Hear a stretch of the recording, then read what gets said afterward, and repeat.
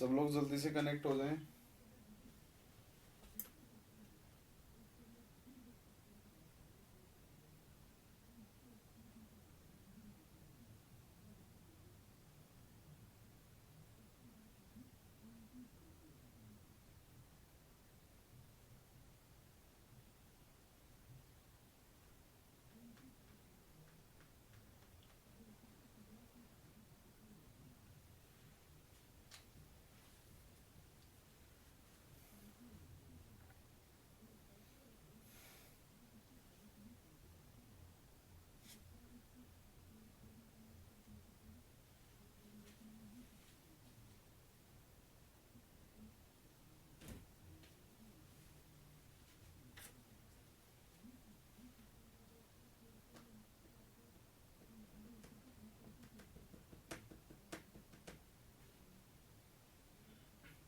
देखना भाई, चैट नहीं आ रही मेरी आपके पास।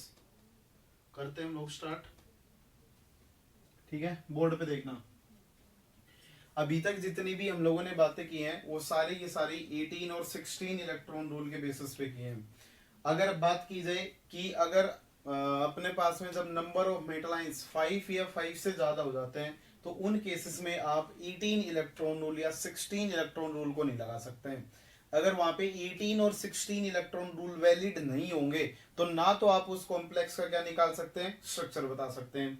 क्यों नहीं बता सकते हैं? क्योंकि आपको यही नहीं पता होगा कि वहां पे मेटल मेटल बॉन्ड कितने होंगे। दूसरा, ना ही आप उसकी मेटल के अरेंजमेंट के बारे में कुछ डिफाइन कर सकते हैं। तो जब जैसे ही कोऑर्डिनेशन नंबर, मतलब नंबर ऑफ मेटल आयन जो है, कोऑर्डिनेशन नंबर से कहने का मतलब क्या है कि मैं ऐसा बोल रहा हूं कि जब मेटल आयंस जो आपके पास में वो 5 या 5 से ज्यादा हो जाते हैं उन केसेस में आप 18 इलेक्ट्रॉन रूल नहीं लगा सकते हैं। और अगर आप 18 नहीं लगाएंगे तो वहां पे आप वेड रूल की हेल्प से उनका शेप डिफाइन कर सकते हैं। ठीक है, शेप डिफाइन कर सकते हैं। और दूसरा आप क्या बता सकते हैं, उसकी ज्योमेट्री के बारे में कोई कमेंट कर सकते हैं। और वो किसके बेस पे होगा, इलेक्ट्रॉन काउंट के बेस के ऊपर। ठीक है, दोनों बात करेंगे, अलग अलग होते हैं। इसके अलावा अगर कुछ केसेस ऐसे होंगे जिनमें आपको शेप का आइडिया नहीं लगेगा, जैसे कैपिंग वगैरह आ जाती है, उनको हम लोग कैपिंग रूल से पढ़ेंगे। इसके अलावा कुछ केसेस ऐसे होंगे, मान लो कि दो कॉम्प्लेक्स का इलेक्ट्रॉन काउंट सेम आ जाता है, देन उनकी ज्योमेट्रीज डिफरेंट हो जाती हैं, और जो ज्योमेट्रीज डिफरेंट होती हैं वो मिंगोज रूल से बताई जाती हैं। तो हम लोग मिंगो रूल को भी आगे डिस्कस करेंगे। ठीक है, तो आइए स्टार्ट करते हैं हम लोग। हाई न्यूक्लियरिटी कॉम्प्लेक्सेस अभी तक जितने पढ़े हम लोगों ने वो सारे के सारे कैसे थे, लो न्यूक्लियरिटी कॉम्प्लेक्सेस थे। ठीक है, सब सही चल रहा है ना? अरे चैट नहीं आ रही है।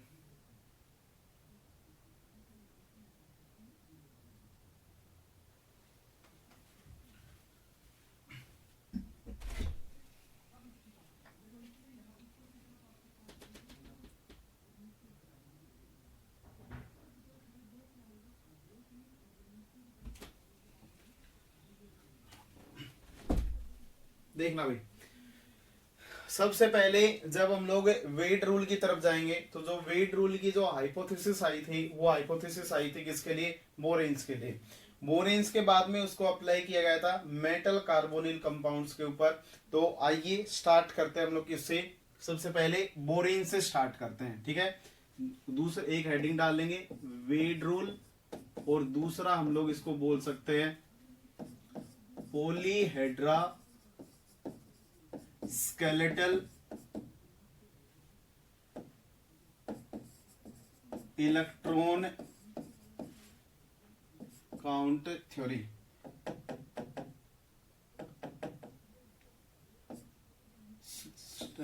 Electron pair theory. देखना एक बार,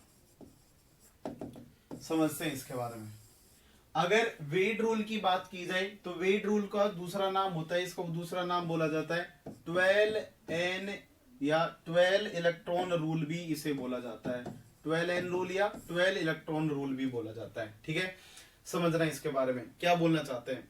अगर मैं ऐसा बोलता हूं कि आपको अगर कोई भी बोरेन दे दी जाती है और उस बोरेन का नंबर कितना आता है, एन जो होता है अपने पास में वो ग्रेटर आर इक्वल टू 4 से तो बड़ा हो लेकिन किससे छोटा हो, 12 से या 12 के इक्वल रहा हो। मतलब एन की वैल्यू आपकी कहां से कहां तक वेरी कर रही हो, 4 to 12 के बीच में वेरी कर रही हो।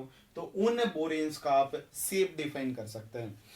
शेप डिफाइन करने का मतलब क्या होता, आप लोग एक बात ऐसे समझे कि अगर मैं ऐसा बोलता हूं कि मेरे पास में कोई एलिमेंट है, उस एलिमेंट के पास में कैसी है, इलेक्ट्रॉन की डेफिशिएंसी है, तो जितने भी इलेक्ट्रॉन की डेफिशिएंसी मतलब ऑक्टेट से जो डेफिशिएंट होता है, जैसे बोरोन होता है, बोरोन क्या करता है, पॉलीमराइज करता है, जिसमें भी इलेक्ट्रॉन की डेफिशिएंसी आती है वो सारे के सारे कंपाउंड क्या करते हैं, पॉलीमराइजेशन के लिए जाते हैं या डाइमराइजेशन के लिए जाते हैं। जैसे समझना एक बार, अगर मैं ऐसा बोलता हूं कि मेरे पास में क्या था, कार्बन था, तो कार्बन की आउटर मोस्ट सेल में कितने इलेक्ट्रॉन होते हैं, इसके पास में आउटर मोस्ट, इसका इलेक्ट्रॉनिक कॉन्फ़िगरेशन लिखिए 1s2 2s2 और 2p कितना आएगा, 2 कॉन्फ़िगरेशन आ जाएगा।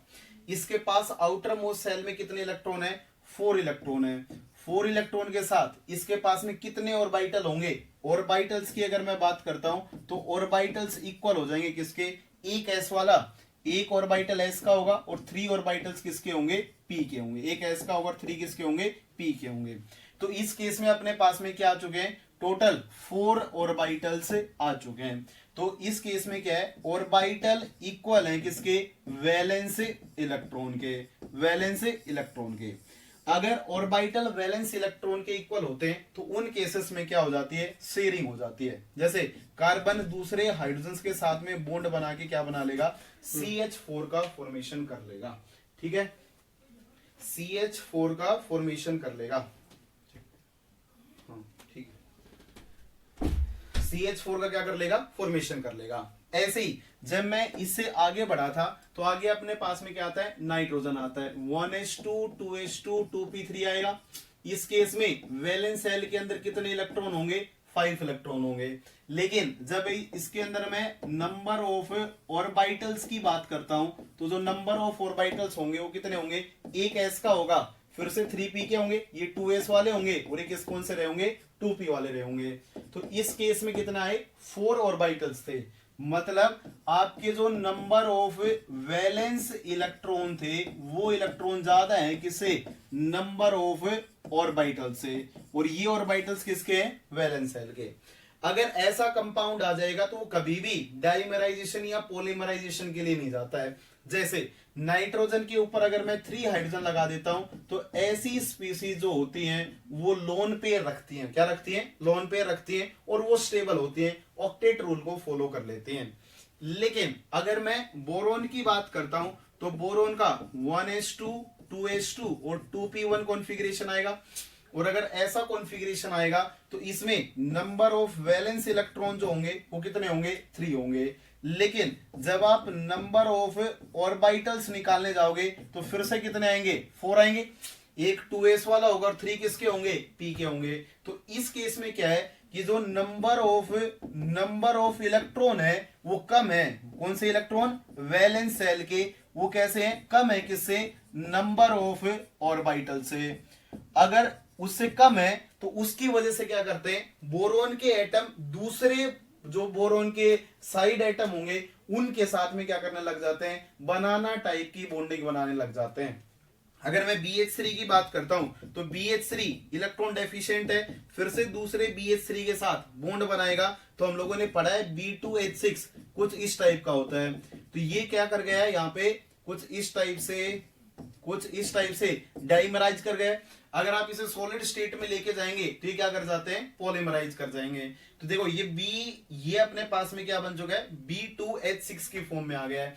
इसका मतलब आपके पास में एक बात तो क्लियर हो चुकी है कि जब भी इलेक्ट्रॉन की डेफिशिएंसी होगी वो उसे पूरा करने के लिए दूसरी अपने जैसी यूनिट के साथ क्या हो सकता है, कंबाइन हो सकता है। क्या इतनी बात समझ में आई? उसी रूल को फॉलो करते हुए बोरोन्स जो होते हैं वो हायर न्यूक्लियरिटी कंपाउंड, मतलब जिनमें नंबर ऑफ बोरोन्स जो होंगे वो ज्यादा होंगे, ऐसे कंपाउंड बना लेते हैं। अगर आप 3 तक बात करते हैं, 3 तक आप इजीली किसी भी बोरोन की यूनिट का शेप डिफाइन कर सकते हैं। लेकिन जैसे 4 से लेके 12 तक जाते हैं तो उनके शेप को डिफाइन करना डिफिकल्ट हो जाता है।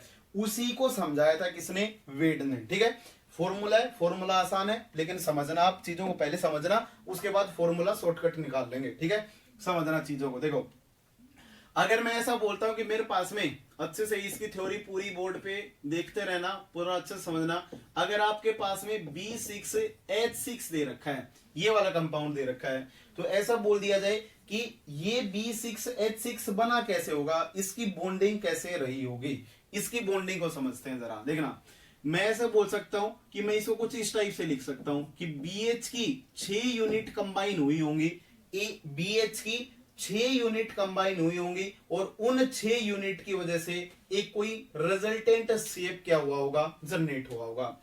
अब देखना, मैं क्या कर लेता हूं, एक BH की बॉन्डिंग को पढ़ लेता हूं, एक बार BH के अंदर कैसी बॉन्डिंग हुई होगी उसको पढ़ देते हैं, और उसके बाद उसको आगे अप्लाई कर लेंगे। जरा बोर्ड पे देखना, BH के बारे में समझते हैं। अगर मैं BH की बात करता हूं तो बोरोन के पास आउटर मोस्ट सेल में जो ऑर्बिटल होंगे, एक तो S का होगा, एक PX होगा, एक PY होगा, और दूसरा ऑर्बिटल कौन सा रहा होगा, PZ रहा होगा। समझना, कहानी को मजा ही आ जाएगा आपको। जरा बोर्ड पे देखना, अगर मैं ऐसा बोलता हूं एक S है और एक अपने पास में PZ, PY और PX है। अगर मैं ऐसा बोलता हूं कि इंटर न्यूक्लियर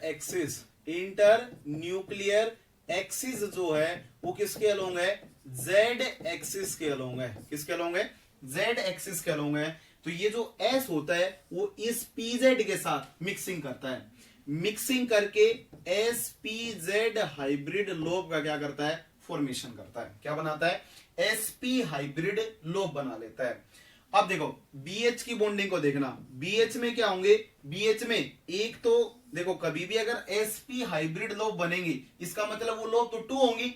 लोब कितनी होंगी, SP का मतलब 2 लोब्स रही होंगी, तो एक तो SP की लोब इस तरफ रही होगी और दूसरी SP की लोब इस तरफ रही होगी। जितने एटॉमिक ऑर्बिटल मिक्स होते हैं उतने तो हाइब्रिड बनते हैं। तो यहाँ पे एटॉमिक कितने मिक्स हुए, 2 है, तो हाइब्रिड भी कितने बन जाएंगे, 2 मिल जाएंगे आपको। अब इसके पास में क्या रहा होगा, कुछ इस टाइप से PX रहा होगा, कुछ इस टाइप से, और क्या रहा होगा, PY रहा होगा।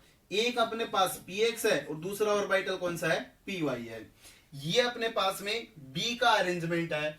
अब देखना, इसके पास आउटर मोस्ट सेल में कितने इलेक्ट्रॉन होंगे, बोरोन का electronic configuration 1s2 2s2 2p1 configuration होता है। बोलो, ऐसा ही कॉन्फ़िगरेशन होता है। जब मिक्सिंग के लिए जाएगा तो देखो एक बोरोन अपना इलेक्ट्रॉन यूज करेगा और एक इलेक्ट्रॉन किसका खा लेगा, हाइड्रोजन का। ठीक है, हाइड्रोजन का। तो यहाँ पे एक तो आपके पास में क्या बन जाएगा, BH बॉन्ड बन जाएगा। अगर मैं टोटल BH बॉन्ड के इलेक्ट्रॉन निकालता हूं तो 3 इलेक्ट्रॉन इसके होंगे और एक इलेक्ट्रॉन किसका होगा, हाइड्रोजन का होगा। तो टोटल मेरे पास में कितने इलेक्ट्रॉन है, 4 इलेक्ट्रॉन्स है। अब देखो, अगर यहाँ पे अगर बात की जाए 2 इलेक्ट्रॉन्स तो इस तरह बॉन्डिंग में यूज हो गए, तो बचे ये वाले ऑर्बिटल। अब ये किस में एग्जिस्ट करना चाहेगा, ट्रिपलेट स्टेट के अंदर एग्जिस्ट करना चाहेगा। ट्रिपलेट स्टेट में एग्जिस्ट क्यों करेगा, अगर मैं दोनों ही इलेक्ट्रॉन यहां पे भर देता हूं तो इलेक्ट्रॉन इलेक्ट्रॉन के रिपल्शंस होंगे, और यहां पे अगर भर देंगे तो क्या होंगे, इलेक्ट्रॉन इलेक्ट्रॉन के रिपल्शंस होंगे। उन इलेक्ट्रॉन इलेक्ट्रॉन के रिपल्शंस को ओवरकम करने के लिए वो क्या होते हैं, अलग अलग ऑर्बिटल में पड़े रहते हैं दोनों इलेक्ट्रॉन्स। अब देखना, अगर मैं यहां पे बोलता हूं कि आपके पास में जो ऑर्बिटल्स जनरेट हुए वो ऑर्बिटल्स कौन कौन से होंगे, तो इन ऑर्बिटल्स को 2 टाइप से कैटेगराइज किया जाता है। देखो, जो हाइब्रिड ऑर्बिटल बने, कौन से वाले, SPZ हाइब्रिड ऑर्बिटल जो बने, उनमें से एक ऑर्बिटल तो हाइड्रोजन के साथ शेयर हो गया, तो क्या बचा, एक ऑर्बिटल बचा हुआ है। तो जो एक sp हाइब्रिड ऑर्बिटल है इसको बोला जाता है रेडियल ऑर्बिटल। इसको क्या बोलते हैं हम लोग, रेडियल ऑर्बिटल बोल देते हैं।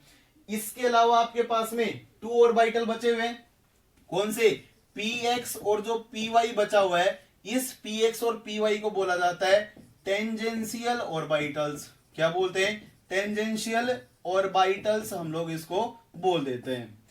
अब देखना, अपने पास में क्या थी, एक BH यूनिट थी, उस BH यूनिट में क्या था अपने पास में, देखो टोटल मॉलिक्यूल B6H6 था, उसमें कितनी थी, 6 BH यूनिट थी। मैंने एक BH यूनिट की सारी कहानियों को पढ़ लिया है। उस BH यूनिट में क्या है, एक ऑर्बिटल हाइड्रोजन के साथ चला गया, एक ऑर्बिटल SPZ हाइब्रिड बच गया, एक PX और दूसरा क्या है, PY है। तो ये 3 ऑर्बिटल्स जो है वो अभी फ्री है, वो किसी दूसरे के साथ बॉन्ड बना सकते हैं, क्योंकि ये तो पहले ही बॉन्ड बना चुका है। इसका मतलब ये तीनों किसी दूसरे के साथ मिक्सिंग कर सकते हैं। अब उनके पास में चारा क्या है कि ये अगर वो एस बी जो अपने पास में जो बी एच यूनिट है वो कितनी यूनिट है, 6 यूनिट है, तो वो एक दूसरे के साथ ही मिक्स होना चाहेंगी। और जब वो एक दूसरे के साथ मिक्स होना चाहेंगे तो इनके जो ऑर्बिटल्स होते हैं, बीएच के ऑर्बिटल्स होते हैं, वो एक दूसरे के साथ मिक्सिंग करते हैं और मिक्सिंग करके एक पॉलीहेड्रा जनरेट करते हैं। क्या जनरेट करेंगे, पॉलीहेड्रा जनरेट करेंगे। तो जरा बोर्ड पे देखना होता क्या है कि एक अपने पास में क्या था, sp हाइब्रिड ऑर्बिटल था और बचे हुए क्या थे अपने पास में, कुछ इस टाइप से px और py थे। ठीक है, ये किसके थे, एक bh यूनिट के थे। ठीक है, मैं जर्नलाइज कर रहा हूं, अब चीजों को क्या कर रहा हूं, मैं जर्नलाइज कर रहा हूं। अगर मैं जर्नलाइज करने की बात करता हूं तो मैंने n यूनिट ले लिए, bh यूनिट हम लोग कितनी ले लेते हैं, n यूनिट ले लेते हैं। समझने वाली बातें अच्छे से समझना, मैंने n यूनिट ले लिए। तो देखो एक BH यूनिट के पास एक रेडियल था और बचे हुए दोनों क्या थे, टेंजेंशियल थे। इसका मतलब जो sp ऑर्बिटल होंगे BHN यूनिट के अंदर वो n होंगे, एक के पास एक था तो n के पास n होंगे। ऐसे ही देखो px और py इसके पास में कितने थे, 2 ऑर्बिटल्स थे एक BH के पास, तो अपने पास में जो BHN होगा उसके पास में कितने होंगे, 2n हो जाएंगे। कितने ऑर्बिटल्स हो जाएंगे, 2n हो जाएंगे। तो आपके पास में क्या होंगे, जो रेडियल होंगे वो n ले लिए और जो टेंजेंशियल है वो कितने ले लिए, 2n ले लिए। तो जो BH यूनिट कंबाइन हुई है n, उनके पास sp हाइब्रिड n है और px और py कितने, 2n है। अब देखना ये एक दूसरे के साथ में क्या करना स्टार्ट करते हैं, मिक्सिंग करना स्टार्ट करते हैं। एक BH यूनिट इधर से आई, दूसरी ऐसे आई, थर्ड BH ऐसे आई, फोर्थ ऐसे आई, एक इस तरफ से आई, एक आपकी तरफ से आई, कुछ इस टाइप से 6 यूनिट आई और एक दूसरे के साथ क्या होने लगी, कंबाइन होने लगी। तो इनके ऑर्बिटल्स में क्या हुआ होगी, मिक्सिंग हुई होगी। इनके ऑर्बिटल्स एक दूसरे के साथ इंटरेक्ट किए होंगे और जब इंटरेक्ट किए होंगे तो उन्होंने क्या बनाया होगा, कुछ बीएमओ बनाए होंगे, कुछ एंटी बॉन्डिंग बनाए होंगे और कुछ नॉन बॉन्डिंग ऑर्बिटल्स बनाए होंगे।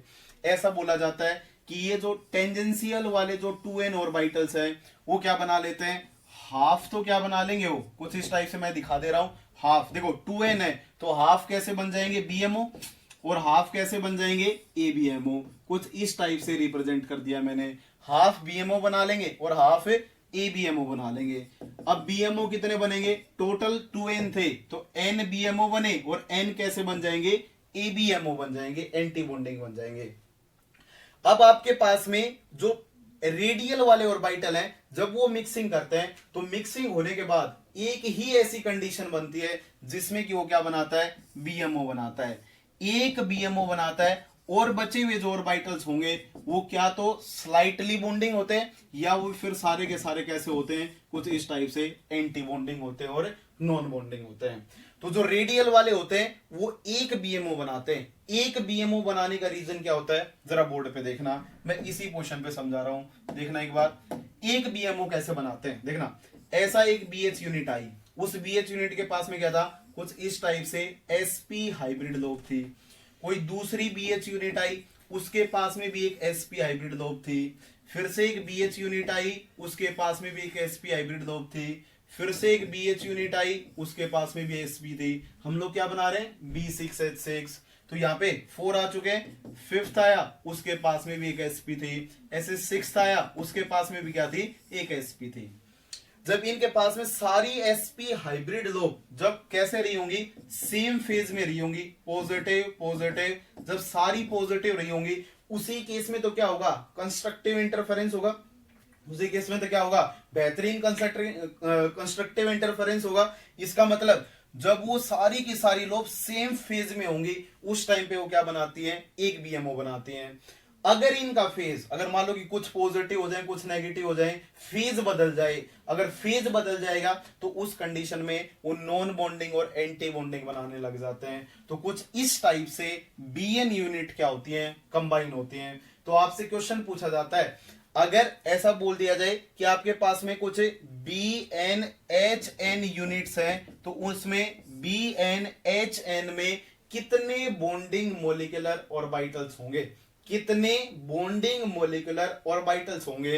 तो जरा बोर्ड पे देखना, देखो एक बीएमओ ये था और n बीएमओ किसकी वजह से बने, टेंजेंशियल की वजह से। तो टोटल बीएमओ कितने होंगे, n+1 होते हैं। आपके पास में टोटल BMO जो होंगे वो कितने होंगे, n+1 होते हैं। क्या बात समझ में आई? इसके अलावा बचे हुए क्या तो नॉन बॉन्डिंग होंगे या फिर वो कैसे रहे होंगे, एंटी बॉन्डिंग रहे होंगे। अब अगर आपके पास में n+1 BMO है तो n+1 BMO में कितने इलेक्ट्रॉन एकोमोडेट किए जा सकते हैं?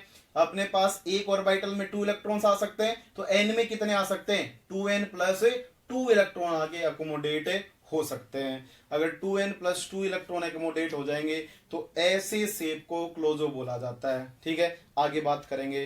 देखना क्वेश्चन समझना अच्छे से। अगर मैं ऐसा बोलता हूं, समझने वाली चीज है पूरी, देखना आपसे ऐसा बोल दिया जाए BnHn यूनिट है और दूसरी आपके पास में BnHn2 नेगेटिव है, इन दोनों में से कौन सी वाली फॉर्म ज्यादा स्टेबल होगी? तो देखो इस 2 नेगेटिव से तो कोई लेना देना है ही नहीं। आपने जो एमओ डायग्राम बनाया है उस एमओ डायग्राम में आपने क्या पाया है कि जितनी आपके पास में Bn यूनिट थी उससे एक ज्यादा BMO आ रहा है, क्योंकि एक रेडियल की वजह से बना है और सारे के सारे किसकी वजह से बने, टेंजेंशियल की वजह से बने हैं। इसका मतलब आपके पास में BMO तो फिक्स हो गए कि n+1 ही होंगे। कितने होंगे, n+1 ही होंगे। अब आप बताइए इसको डिवाइड कर ले। देखें इसमें को अगर मैं BHN लिख देता हूं और इसको अगर मैं BHN लिख के ऊपर 2 नेगेटिव लिख देता हूं तो इसके पास में कितने BMO लिख लेते हैं, इसके पास में BMO n+1 होंगे और इसके पास में भी BMO कितने होंगे, n+1 ही रहे होंगे, क्योंकि यूनिट तो कितनी है, n ही यूनिट है BH की। अब इलेक्ट्रॉन्स ढूंढे, इसमें अगर मैं इलेक्ट्रॉन ढूंढने निकलता हूं तो देखो BH का शेप कैसा था, कुछ इस टाइप से px py थे और एक क्या था, sp हाइब्रिड था। इसका मतलब इसके पास एक BH यूनिट है, वो कितने इलेक्ट्रॉन दे रही है, 2 इलेक्ट्रॉन्स, क्योंकि बचे हुए इलेक्ट्रॉन तो किसने यूज कर लिए, हाइड्रोजन ने। इसका मतलब बोरोन के पास 3 इलेक्ट्रॉन्स थे, एक इलेक्ट्रॉन उसने किसमें यूज कर लिया है, हाइड्रोजन के साथ बनाने के लिए, तो उसके पास कितने इलेक्ट्रॉन बचे, 2 इलेक्ट्रॉन्स। वो 2 इलेक्ट्रॉन वो किसी दूसरी BH यूनिट के साथ यूज कर सकता है, वो 2 इलेक्ट्रॉन्स वो किसी नई BH यूनिट के साथ यूज कर सकता है। और अगर वो नई BH यूनिट के साथ यूज कर सकता है तो इसका मतलब उसने 2 ही इलेक्ट्रॉन दिए होंगे। अगर 2 ही इलेक्ट्रॉन दिए होंगे तो कितने, एक BH यूनिट 2 कंट्रीब्यूट करेगी तो n कितनी करेंगी, 2n इलेक्ट्रॉन्स।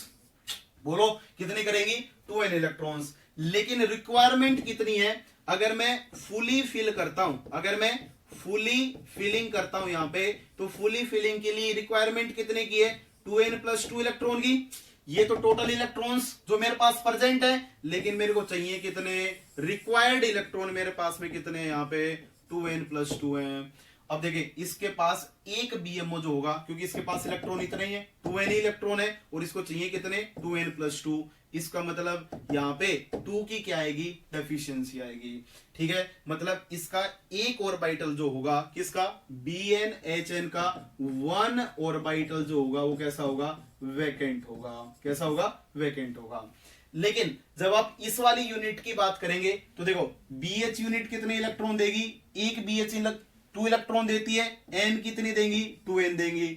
नेगेटिव चार्ज का क्या करते हैं, एडिशन, तो नेगेटिव चार्ज का क्या कर देंगे, एडिशन। अगर सारी की सारी अगर ऑर्बिटल्स BMO अगर भर जाए, देखो इतने नंबर ऑफ BMO थे, इतने तो नंबर ऑफ BMO थे, ये कितने मैक्सिमम इलेक्ट्रॉन कितने होल्ड कर सकते हैं, मैक्सिमम इलेक्ट्रॉन कितने होल्ड कर सकते हैं, 2n+2, कितने 2n+2, और आपके पास है भी कितने 2n+2। इसका मतलब इसमें तो सारे के सारे BMO फिल्ड होंगे और इसमें एक BMO कैसा होगा, खाली होगा। तो आप क्या बोल सकते हैं कि ये वाला जो कॉन्फ़िगरेशन होगा वो मोर स्टेबल होगा, किसके कंपैरिजन में, मोर स्टेबल होगा किसके कंपैरिजन में, BnHn के कंपैरिजन में। क्या बात समझ में आई? इसका एक ऑर्बिटल 1 ऑर्बिटल कैसा होगा, वैकेंट होगा, एक BMO इसका वैकेंट होगा और इसके सारे के सारे BMO भरे होंगे, इसलिए BnHn2 नेगेटिव क्या होता है, मोर स्टेबल होता है। क्या बात समझ में आई? ये सारी की सारी बातें थी समझने वाली। देख लें एक बार फिर से आप, हाँ बिल्कुल, आप कुछ लोग पूछेंगे फिर से, हाँ एक बार बताएं क्या आपको कहानियां समझ में आई।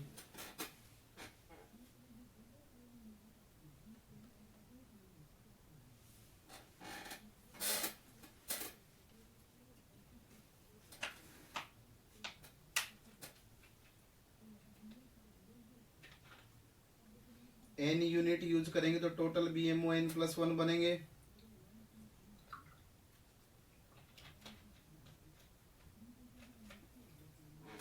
अगर 6 यूनिट यूज करेंगे तो कितने बनेंगे फिर 7 BMO बनेंगे। बिल्कुल सही जवाब है।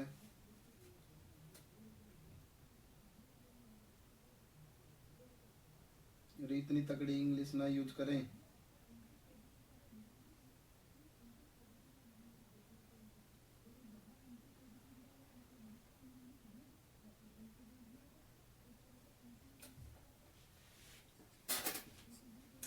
कोई नहीं, मैं फिर से बताता हूँ एक बार, ठीक है, समझना एक बार।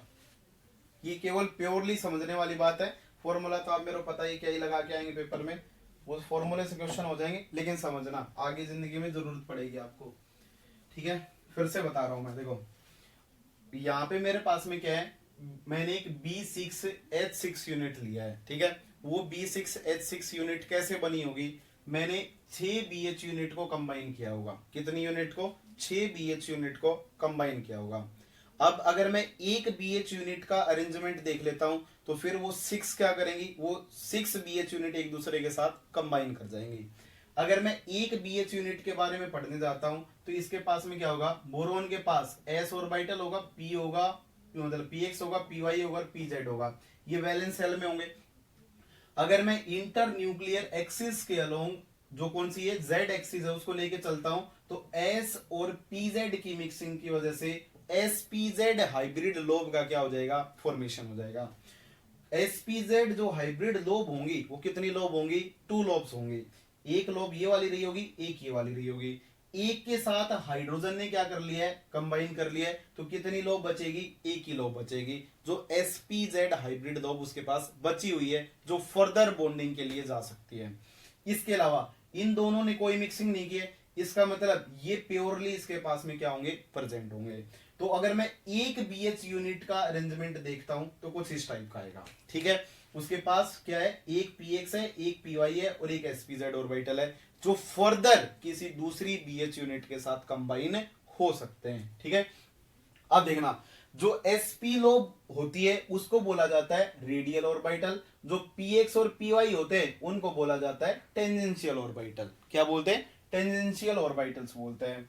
अब देखो मैंने क्या कर लिया है, मैंने B6H6 को छोड़ के एक जर्नल एमओ डायग्राम डोनेट बनाया है, किसका, BN ड्रॉ किया है मैंने, BNHN का, ठीक है। अगर मैं BNHN की बात करता हूं तो इसमें हम लोग बोल सकते हैं कि BH यूनिट के एक BH यूनिट, मतलब एक BH यूनिट है अपने पास में, सॉरी N BH यूनिट है, वो एक दूसरे के साथ में क्या हुई होंगी, कंबाइन हुई होंगी। तो अगर मैं एक BH यूनिट के पास देखता हूं तो उसके पास एक sp होगा और 2 क्या होंगे, एक px वाला ऑर्बिटल और दूसरा py वाला ऑर्बिटल रहा होगा। तो n यूनिट्स में क्या होंगे, एक sp वाला होगा और 2 टाइम्स किसके, px और py के हो जाएंगे, क्योंकि वो डबल हो जाएंगे, 2n हो जाएंगे। एक px था, n px होंगे और n py होंगे, तो टोटल ऑर्बिटल कितने होंगे, 2n। तो n रेडियल होंगे और 2n क्या उनसे वाले होंगे, टेंजेंशियल वाले होंगे। जब बहुत सारी जो BH की यूनिट है वो एक दूसरे के साथ कंबाइन करने जाएंगी तो उस कंडीशन में क्या होगा, px और py, जो px और py है, जो 2n ऑर्बिटल से उनमें से आधे BMO बन जाते हैं और आधे कैसे बन जाते हैं, एंटी बॉन्डिंग बन जाते हैं। इसके अलावा जो आपके पास में रेडियल बचे हैं, रेडियल ऑर्बिटल कौन से बचे हुए हैं, जो sp हाइब्रिडाइज्ड थे, वो जब मिक्सिंग करने जाएंगे तो उस केस में क्या होता है, एक ही अरेंजमेंट ऐसा बन पाता है जिसमें सारी की सारी सेम फेज वाली लोब्स इंटरेक्ट करेंगी। अब देखो मेरे पास में कैसे है, NSP हाइब्रिड लोब है, तो जरूरी थोड़ी ना है कि सबका फेस एक जैसा ही होगा। मैं एक हाइपोथेटिकल कंडीशन को मान के चल रहा हूं कि एक हाइपोथेटिकल कंडीशन में सब लोब्स का साइन कैसा होगा, सेम होगा, मतलब वो सारी की सारी एक फेज में रही होंगी। जब वो सारी की सारी एक फेज में बनेंगी तो उस केस में क्या होगा, कंस्ट्रक्टिव इंटरफेरेंस होगा और उस कंस्ट्रक्टिव इंटरफेरेंस की वजह से एक BMO क्या होगा, जनरेट होगा। इसके अलावा मान लो कि ये 5 पॉजिटिव थी, एक नेगेटिव आ गई, ये 4 पॉजिटिव थी, 2 नेगेटिव आ गई, मतलब टू तो सेम फेज में आ जाए और 4 दूसरे डिफरेंट फेज में आ जाए, तो उनकी वजह से जो ऑर्बिटल्स बनेंगे वो सारे के सारे कैसे होंगे, क्या तो नॉन बॉन्डिंग रहे होंगे या फिर वो स्लाइटली एंटी बॉन्डिंग और एंटी बॉन्डिंग रहे होंगे। तो बचे हुए सारे के सारे नॉन बॉन्डिंग और एंटी बॉन्डिंग बन जाते हैं। इसका मतलब आपके पास में बीएमओ कितने जनरेट हुए, एन बीएमओ तो यहां से जनरेट हुए थे और एक बीएमओ एसपी की वजह से बना है, तो टोटल बीएमओ कितने हो गए, n+1 बीएमओ हो गए। अगर आपके पास में कोई भी BnHn वाली यूनिट है तो उसके अंदर क्या होते हैं, n+1 बीएमओ होते हैं। कितने होते हैं, n+1 बीएमओ होते हैं।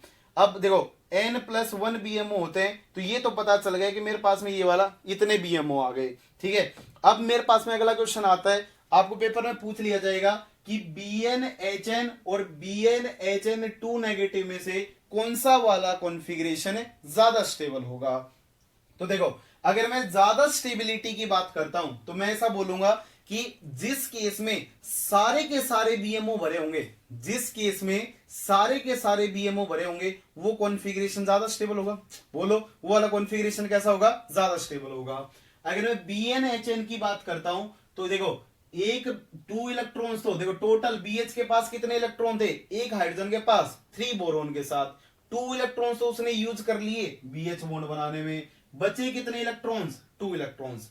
उन 2 इलेक्ट्रॉन्स को वो किसी दूसरी BH यूनिट के साथ बॉन्ड बनाने में क्या कर सकता है, यूज कर सकता है। अगर यूज कर सकता है तो देखो इसके पास कितने इलेक्ट्रॉन अवेलेबल हैं, 2n इलेक्ट्रॉन्स। अगर मैं n लेके चलाऊं तो इसके पास में कितने इलेक्ट्रॉन्स अवेलेबल होंगे, n इलेक्ट्रॉन से अवेलेबल होंगे। अगर n electrons, sorry 2n electrons available होंगे, लेकिन मेरे पास बीएमओ कितने, बॉन्डिंग मॉलिक्यूलर ऑर्बिटल कितने, n+1, बॉन्डिंग मॉलिक्यूलर ऑर्बिटल कितने, n+1, तो टोटल कितने भरे जाएंगे, केवल n ही भरे जाएंगे, क्योंकि 2n इलेक्ट्रॉन्स हैं तो एक ऑर्बिटल क्या रह जाएगा, वैकेंट रह जाएगा।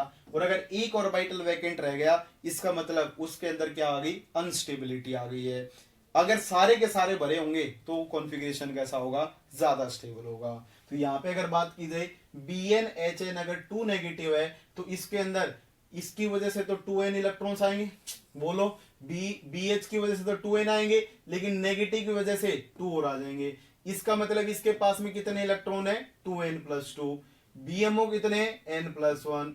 इतने, ये बीएमओ कितने इलेक्ट्रॉन होल्ड कर सकते हैं, 2n+2 है कितने, इतने ही। इसका मतलब ये कॉन्फ़िगरेशन कैसा, स्टेबल। बोलो, इसलिए इसमें सारे भरे हुए हैं, ठीक है। लिख ले, हिंदी में लिख ले, इसके क्या हो रखे हैं, सारे भरे हुए हैं और इसमें कैसा है, एक वैकेंट है, एक खाली है। बोलो,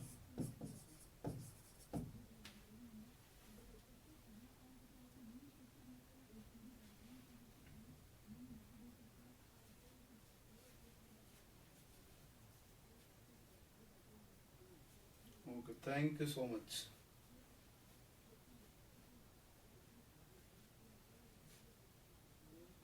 ओके मुस्कान, ओके प्रतीक्षा विनय, धन्यवाद आप लोगों का, ठीक है।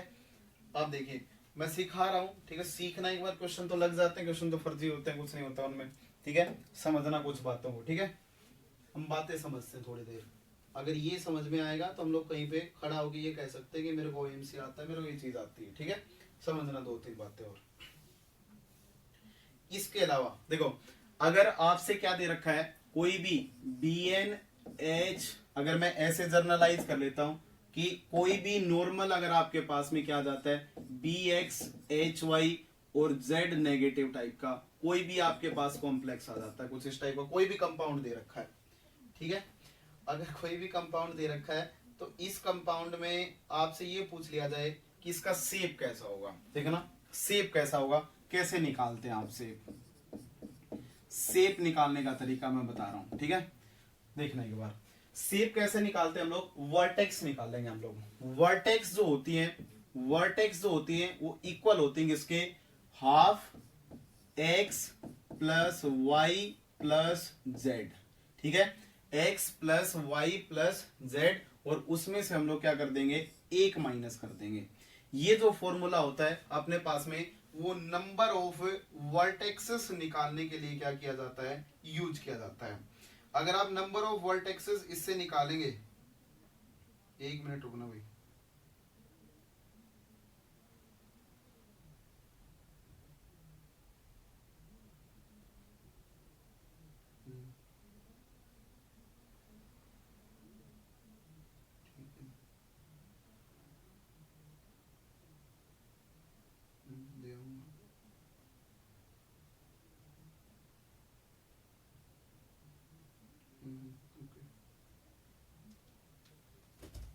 देखना अगर इस वाले कंपाउंड में अगर बात की जाए कि आपके पास में कैसा दे रखा है, बी एक्स वाई और जेड नेगेटिव टाइप की कोई भी स्पीसीज दे रखी है, कोई भी एनी स्पीसीज दे रखी है, तो उसमें आप नंबर ऑफ वर्टेक्सेस निकाल लेंगे। अगर आप नंबर ऑफ वर्टेक्सेस निकालते हैं तो देखना, एक मैं कंपाउंड देके चलता हूं, अगर आपके पास में B6H6 और 2 नेगेटिव दे रखा है, कुछ इस टाइप का कंपाउंड, तो इसमें नंबर ऑफ वर्टेक्सेस निकालें। नंबर ऑफ वर्टेक्सेस कितनी आएंगी, हाफ। नंबर ऑफ बोरॉन्स कितने, 6। नंबर ऑफ हाइड्रोजन कितने, 6। नेगेटिव चार्ज कितने, 2।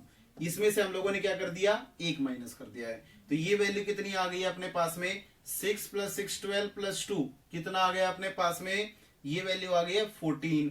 14/2 कितना आ गया है, 7। इसका मतलब 7 - 1 वैल्यू कितनी आ गई है, 6 आ गई है। क्या बात समझ में आई? अगर जो नंबर ऑफ वर्टेक्सेस आई हैं, ध्यान से सुनना, जो आपने इस फॉर्मूला से नंबर ऑफ वर्टेक्सेस निकाले हैं, अगर वो वर्टेक्सेस किसके इक्वल हो जाए, v क्या है, वर्टेक्सेस, अगर वो वर्टेक्सेस इक्वल हो जाए नंबर ऑफ बोरॉन्स के, किसके, नंबर ऑफ बोरॉन्स के, तो उस केस में उस शेप को बोला जाता है क्लोजो। क्या बोलते हैं उसे, क्लोजो बोलते हैं। अगर मैं ऐसा बोलता हूं कि अब देखो, इसमें अगर बात की जाए कि अगर मैं डिफरेंस से अगर बात कर लेता हूं, अगर मैं ऐसा बोलता हूं कि number of vertexes minus x, x क्या अपने पास में, नंबर ऑफ बोरॉन्स, एक्स क्या अपने पास में, नंबर ऑफ बोरॉन्स, अगर इनका डिफरेंस अगर 0 आता है देन शेप होता है कैसा, क्लोजो। अगर इनका डिफरेंस कितना आ जाए, 1 आ जाए, देन शेप होता है अपने पास में कैसा, नीडो। फिर से अगर इसका डिफरेंस अगर 2 आ जाए देन उसका शेप होता है कैसा, अरेक्नो।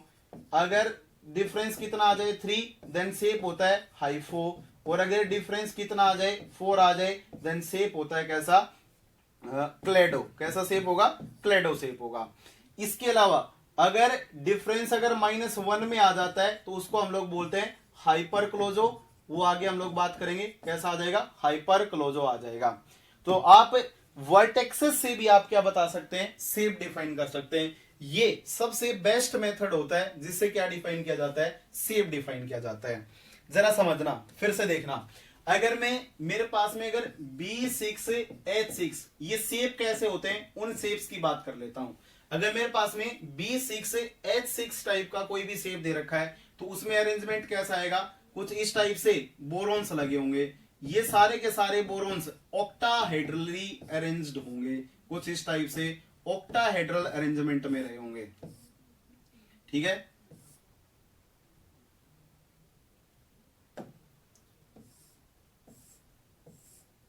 ये कुछ ऑक्टाहेड्रली अरेंज्ड रहे होंगे। ठीक है, अब देखना, इसमें आपके पास में BH लगा हुआ है, मतलब यहां BH लगा हुआ है, एक BH यहां है, एक BH यहां है, एक BH यहां है, कुछ इस टाइप से ये BH बना लिए हैं। इसके ऊपर हम लोगों ने क्या चार्ज दिखाया है, 2 नेगेटिव। तो ये 2 नेगेटिव वाली जो फॉर्म होगी, इस फॉर्म में क्या है, जितनी मेरे पास में वर्टेक्सेस थी वो सारी की सारी वर्टेक्सेस क्या हो रखी है, ऑक्यूपाई हो रखी है। इसका मतलब अगर सारी की सारी वर्टेक्सेस बोरॉन ने ऑक्यूपाई कर रखी होंगी तो वो शेप कैसे होंगे, क्लोजो शेप होंगे। अब आप एक जर्नलाइज स्टेटमेंट दे सकते हैं। इसका मतलब अगर मैं ऐसा बोलता हूं कि सारी की सारी अगर वर्टेक्सेस कैसी होंगी, ऑक्यूपाई होंगी, तो वो हमेशा कैसा शेप होगा, वो परफेक्ट शेप रहा होगा। वो कैसा रहा होगा, परफेक्ट शेप रहा होगा। अब परफेक्ट शेप कौन से होते हैं जनाब, जब परफेक्ट शेप वो होते हैं जिनमें जैसे ऑक्टाहेड्रल हो गया, जैसे TBP हो गया, जो शेप कैसे होते हैं, क्लोज्ड होते हैं, वो सारे के सारे कैसे होते हैं, परफेक्ट शेप होते हैं। इसके अलावा वो टेट्राहेड्रल हो जाए, वो पेंटागोनल बाइपिरामिडल हो जाए, तो ये सारे के सारे कैसे होंगे, परफेक्ट शेप होंगे। ठीक है, ये परफेक्ट शेप है। अगर ये वाला शेप तो मेरे पास में जब सारी की सारी वर्टेक्सेस ऑक्यूपाई थी तो उस केस में क्लोजो शेप आया। अब बात क्या हुई है कि इसमें से अगर मैं एक BH2 पॉजिटिव यूनिट को बाहर कर देता हूं, इसमें से मैंने एक BH2 पॉजिटिव यूनिट को बाहर किया होगा, तो जो मेरा रिजल्टेंट शेप बना होगा वो कुछ इस टाइप का बना होगा।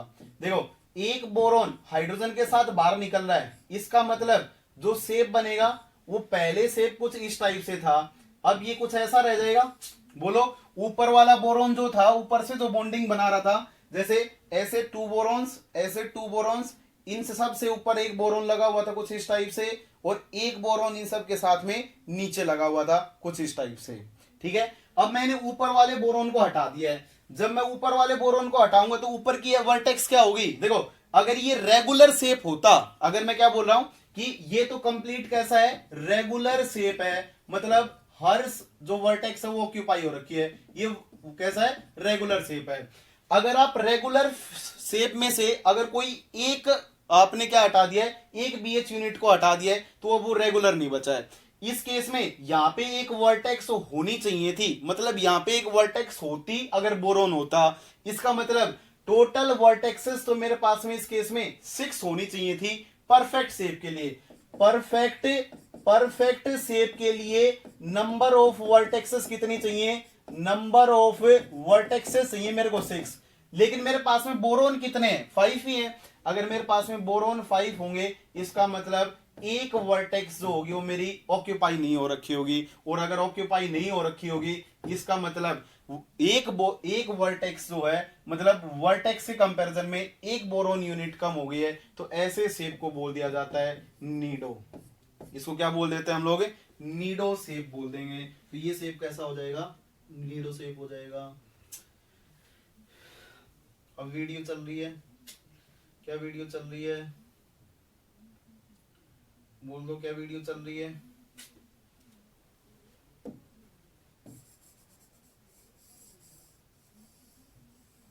बोलो क्या वीडियो चल रही है।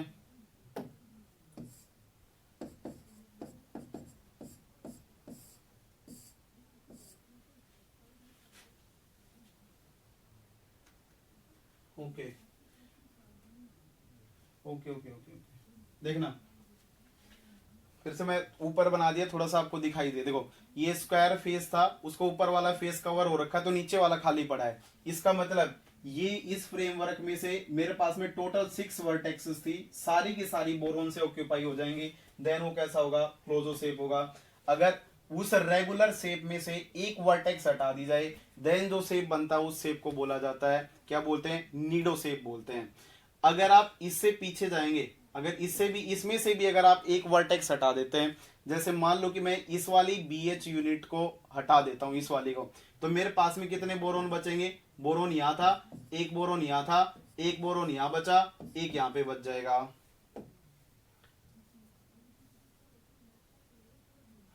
देखना,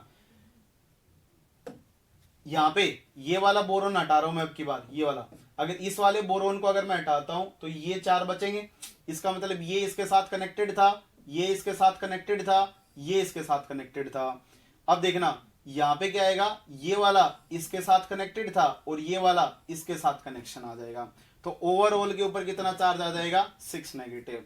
फिर से अगर आपने एक हटा दिया तो ये जो शेप बना है, इस शेप को हम लोग क्या बोल देते हैं, इसको बोल देते हैं अरेकनो शेप। ये शेप जो होते हैं वो चेंज होते रहते हैं जितने नंबर ऑफ आपने यहाँ पे बोरोन लिए होंगे। अगर 7 लोगे देन उसका डिफरेंट शेप आएगा, अगर आप 8 लेंगे फिर से आप नई वर्टेक्सेस हटाएंगे, नया शेप आएगा। तो लेकिन अगर रेगुलर से एक कम होता है तो उसको नीडो बोला जाता है, और एक कम हो जाए अरेकनो बोला जाएगा, और एक कम हो जाए हाइफो बोला जाएगा, और एक कम हो जाए देन क्लेडो बोल दिया जाएगा। ठीक है, तो आप नंबर ऑफ वर्टेक्सेस से शेप बता सकते हैं। देखो, आप ये शेप बनाने के तरीके हैं। अब ये तो मैंने आपको बता दिया कि जो लेंदी वे है, जो सीखने वाला है वो वाला है। अब एक ही मिनट में अगर शेप निकालना हो तो जरा बोर्ड पे देखना, जादू ही है, ठीक है, जादू ही कर देंगे आप, जरा बोर्ड पे देखना। शेप्स इन बोरेन्स, जादू देखना एक बार, देखो जादू क्या होता है, शॉर्टकट्स इतना कौन करे, देखना एक बार। देखो बार बार जिंदगी में रटा होगा BnHn BnHn BnHn BnHn BnHn और BnHn। ये अपने पास में मैंने क्या ले लिया, BnHn 0 ले लिया, 2 negative 4 negative 6 negative, BnHn 8 negative. ठीक है, BnHn ये अपने पास में प्लस का 2 और थोड़ा सा एक वैल्यू बढ़ाना,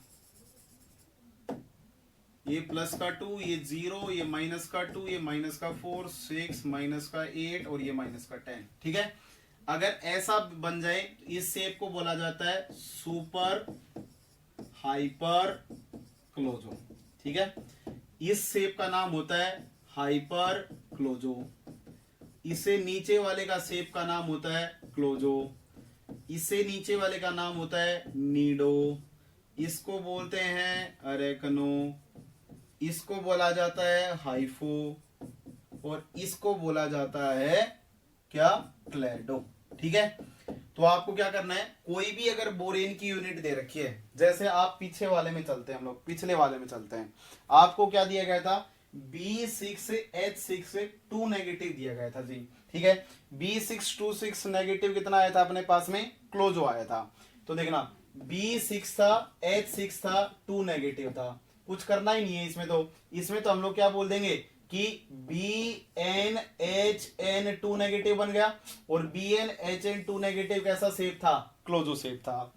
ऐसी अगर मेरे पास में B6H10 दिया होता तो फिर इसका शेप कैसा होता, अगर इसका शेप पूछ लेता तो शेप में हम लोग क्या बोल देते, अच्छे से देखना, इसका शेप में हम लोग क्या बोल देते कि शेप बन जाता जी, इसका शेप बन जाता अपने पास में कितना, जो भी अपने पास में हाइड्रोजन है, हाइड्रोजन को remove hydrogen as H positive, hydrogen को H पॉजिटिव की फॉर्म में रिमूव कर दें। जैसे ही हाइड्रोजन को H पॉजिटिव की फॉर्म में रिमूव करेंगे तो B6H6 तो रखना ही है, एक्स्ट्रा जो भी हाइड्रोजन होंगे उन्हीं को रिमूव करना है। इसका मतलब 4 हाइड्रोजन कैसे हैं आपके पास में, एक्स्ट्रा हैं। तो B6H6 बन गया, 4 हाइड्रोजन एक्स्ट्रा थे, मतलब 4 को निकालेंगे तो ऊपर क्या आएगा, 4 नेगेटिव आएगा, और अगर 4 नेगेटिव आएगा देन वो शेप कैसा बन जाएगा, BnHn 4 नेगेटिव मींस नीडो बन जाएगा। तो आपको पिछली मेहनत करने की जरूरत नहीं है, वो केवल समझाने के लिए था। अगर कभी पेपर में ऐसा आ जाए कि देखो ऐसा पूछ लिया जाए कि अगर आपके पास में क्लोजो शेप है या नीडो शेप है तो बता वर्टेक्सेस और नंबर ऑफ बोरॉन्स में कितने का डिफरेंस आएगा, तो ये वैल्यू आपको पता होनी चाहिए, ये वैल्यू आपको पता होनी चाहिए। ठीक है, अब देखना एक क्वेश्चन और पूछा जाता है यहां से। ठीक है, शेप निकालने के लिए मैं कुछ क्वेश्चन दे दूंगा, उसके बाद में निकाल के बताना एक बार। ठीक है, कुछ क्वेश्चन मैं दे देता हूं, जल्दी से एक बार बता दें ना, जरूरी नहीं है, आप कार्बन ले सकते हैं, करवाता हूं अभी। ठीक है, 1 ही मिनट रुके। देखना इससे अगले की अगर बात की जाए, आप कार्बन ले सकते हैं, कोई दिक्कत नहीं है। देखना इससे अगले वाले क्वेश्चन की अगर बात की जाए तो आप कुछ क्वेश्चंस करके बता दें। अगर आपके पास में B6H12 है, B5H9 और कितना है, 2 नेगेटिव है, इनका एक बार शेप बता दें कैसा आएगा दोनों का।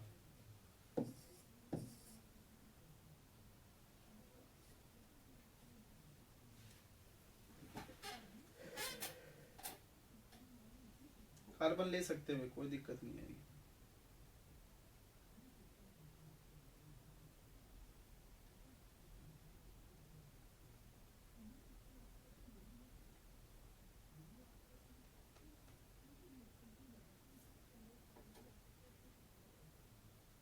पिछला वाला फॉर्मूला लगाए और शेप बता दें।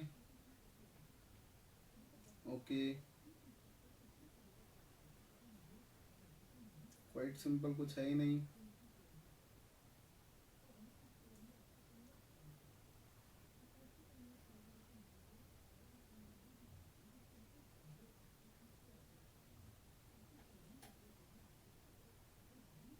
पिछला वाला पेज गायब हो गया, सेप के नाम याद नहीं है। MSc करो, याद हो जाएंगे। बिल्कुल सही जवाब दिया सब लोगों ने। ठीक है, देखना ये कैसा होगा आपके पास में, B6H6 बना लें, 6 एक्स्ट्रा हाइड्रोजन को बाहर निकाल दे तो कैसा बन जाएगा, B6H6। प्रोटॉन की फॉर्म में निकालेंगे तो 6 नेगेटिव, तो मतलब कैसा, अरेकनो। 6 नेगेटिव का मतलब कैसा होगा, अरेकनो। ऐसे इसका निकाल लेना, B5H5, एक्स्ट्रा कितने हाइड्रोजन, 4 हाइड्रोजन, 2 नेगेटिव ऊपर था। ठीक है, 4 हाइड्रोजन को निकालेंगे तो 4 कैसा आएगा, नेगेटिव आएगा। B5H5, 4 नेगेटिव तो हाइड्रोजन की वजह से आएगा, 2 नेगेटिव पहले से था, तो ओवरऑल B5H5 6 नेगेटिव, और ये कैसा बन जाएगा, फिर से अरेकनो बन जाएगा। ठीक है, तो बोथ आर अरेकनो। ओके कनिका, ओके, क्या बात समझ रही, आई थिंक यू गॉट, बहुत बढ़िया। ठीक है, देखना एक बार अगला क्वेश्चन जो पूछा जाता है वो कैसा पूछा जाएगा, जरा देखना एक बार। ऐसा बोल दिया जाएगा कि आपके पास में सेप दे रखे होंगे, ऐसे सेप। ठीक है, सेप बोल देगा कि आपके पास में क्लोजो सेप है, आपके पास में कैसा है, नीडो सेप है, आपके साथ पास में अरेकनो सेप है, और आपके पास में हाइफो सेप है। ठीक है, इसमें बोल देगा कि इसमें अगर पूछ लिया जाए कि बीएमओ कितने होंगे, क्लस्टर इलेक्ट्रॉन्स पूछ लेगा ऐसे कि बता कि क्लस्टर इलेक्ट्रॉन कितने होंगे। या दूसरा इनको हम लोग ऐसा बोल सकते हैं कि जब अपने पास में क्या बना होगा, शेप बना होगा, तो उस शेप में जो इलेक्ट्रॉन आएंगे वो कितने होंगे। ठीक है, तो क्लस्टर इलेक्ट्रॉन या पॉलीहेड्रा स्केलेटल इलेक्ट्रॉन कितने होंगे। ठीक है, ऐसा क्वेश्चन पूछ लेगा। अगर मैं क्लोजो की बात करता हूं तो देखो क्लोजो में कितने इलेक्ट्रॉन्स आए थे, पीछे चलते हैं। क्लोजो में कितने थे, देखो N+1 BMO थे, और अगर N+1 BMO थे तो यहाँ पे 2, इसके पास 2 नेगेटिव था, तो इसके पास कितने इलेक्ट्रॉन आए थे, N तो BH की वजह से आए थे और 2 नेगेटिव की वजह से आए थे। इसका मतलब इसके पास में फ्रेमवर्क इलेक्ट्रॉन कितने होंगे, 2N+2। तो यहाँ पे आपका बोल दिया जाएगा कि N की वैल्यू कुछ भी रख लेना, इसमें क्लस्टर इलेक्ट्रॉन जो होंगे वो 2N+2 होंगे। नीडो के केस में 2N+4 होते हैं, अरेकनो के केस में 2N+6 होते हैं, और आइफो के केस में 2N+8 होते हैं।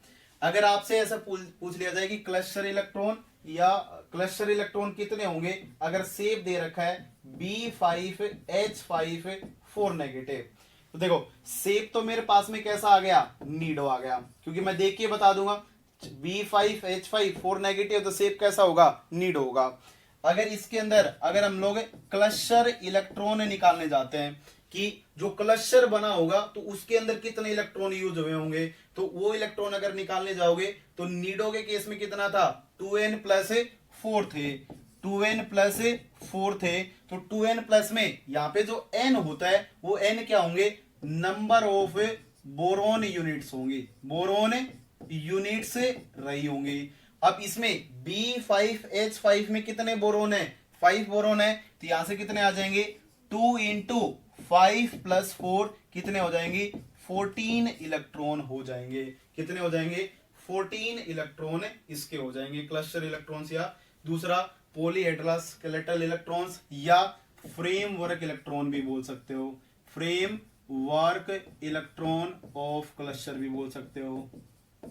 क्या बात समझ में। दूसरा क्वेश्चन ऐसा बनेगा, ठीक है, एक क्वेश्चन बता दें आप, उसके बाद हम लोग आगे बढ़ते हैं। ठीक है, आपको दे रखा है